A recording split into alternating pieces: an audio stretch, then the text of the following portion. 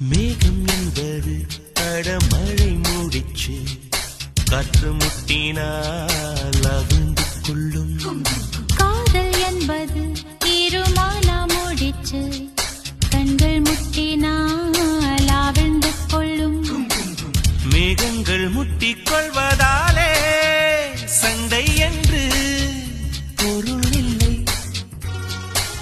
தேகங்கள் முட்டிக் கொள்வதாலே உடல் என்று பொருள் இல்லை.